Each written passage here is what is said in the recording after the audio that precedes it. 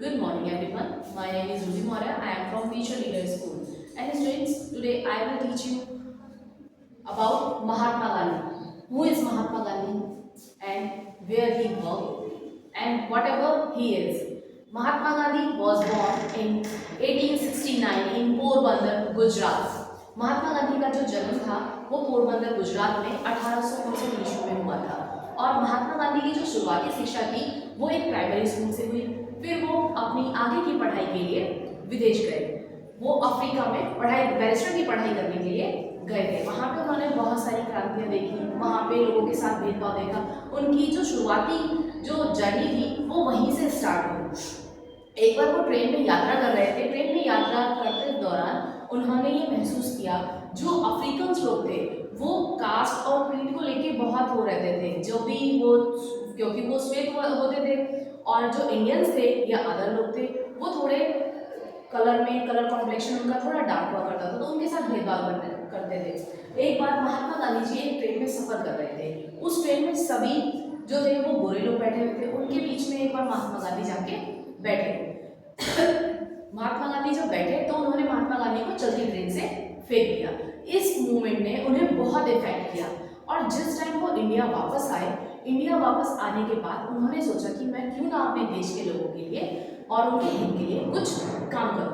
उन्हीं से संबंधित कुछ ऐसे मूवमेंट्स हैं जो आज हम इस टॉपिक में पढ़ेंगे। सब movements led by Mahatma Gandhi. The first is Champaran Satyagraha. Champaran Satyagraha का नाम मोस्टली सब लोगों ने सुना हुआ था, जो 1917 में हुआ था, जो कि क्या था, एक पेड़ को लेके कि हमारे भारत में पेड़ों की संख्या बहुत अधिक है, लोग काटते हैं, घर बनाते हैं, तो पेड़ों की संख्या अगर हमारे धरती पे से पेड़ कट जाएंगे तो होगा क्या, हमें ऑक्सीजन नहीं मिलेगी। उसी को लेके जो सत्याग्रह हुआ था उसमें सबसे पहले पार्टिसिपेट किया था महात्मा गांधी जी ने। फिर उसका दूसरा सत्याग्रह है अहमदाबाद मिल स्ट्राइक 1980। महात्मा गांधी जब अपना वर्क कर रहे थे या इन्होंने एज ए सोशल रिफॉर्मर जो वर्क किया था उसमें था ये देश की आर्थिक व्यवस्था को सुधारना चाहते थे, मजदूरों की दशा को सुधारना चाहते हैं, अपने देश के लोगों का जीवन स्तर को उच्च बनाना चाहते हैं। जब ये अपने वर्क के दौरान एक बार एक मिल में गए, मिल में इन्होंने मजदूरों की दशा को देखा कि मजदूर लगातार घंटों काम कर रहे हैं, उनके लिए कोई काम की दशाएं नहीं है, कोई उनके लिए छुट्टी नहीं है, उनकी दशा बहुत दयनीय थी। उसको लेके उन्होंने क्या किया, एक सत्याग्रह किया जिसमें मजदूरों की आर्थिक दशा को सुधारने के लिए और उनके काम के घंटों को कम करने के लिए उन्होंने ये सत्याग्रह किया था।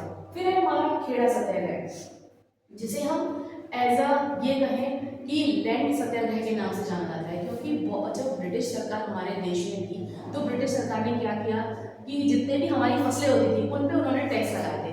आपकी फसल हो या ना हो आपको वो भुगतान करना पड़ता था फसल के एंड में।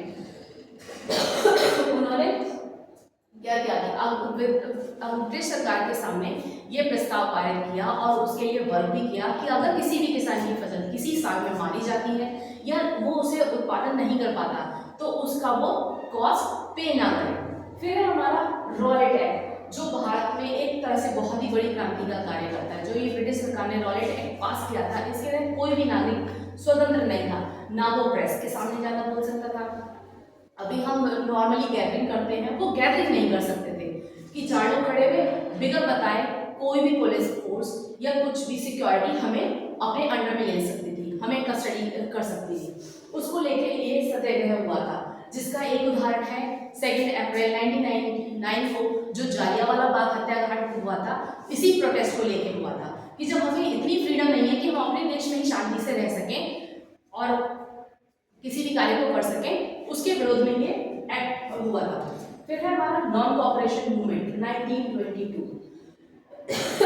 ब्रिटिश सरकार जो थी हर चीज को अपने अंडर में लेना चाहती थी, चाहे वो हमारी पावर हो, चाहे हमारे देश में बनी हुई वस्तुएं हो, किसी भी चीज को लेके उनका मेन मोटिव ये होता था कि हमें अपनी आर्थिक व्यवस्था को सुदृढ़ करना है और भारतीयों को एज अ दासता के रूप में लेके आना है, उन्हें दास बनाना है।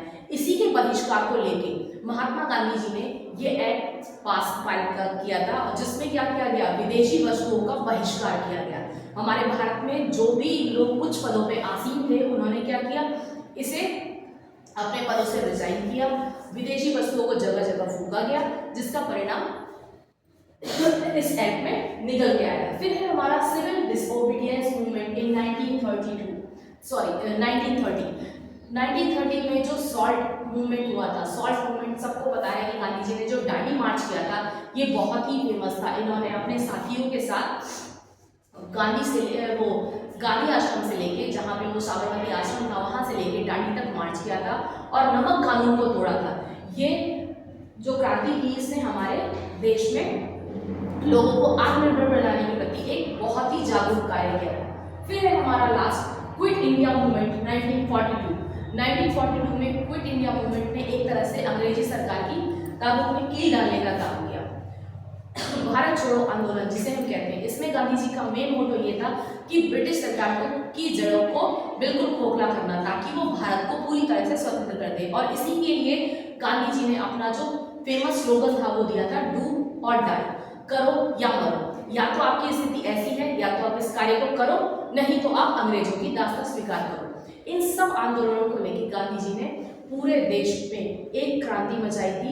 इसीलिए हम आज गांधी जी को बहुत ही अच्छे और सोशल रिफॉर्मर के रूप में याद करते हैं। Thank you everyone.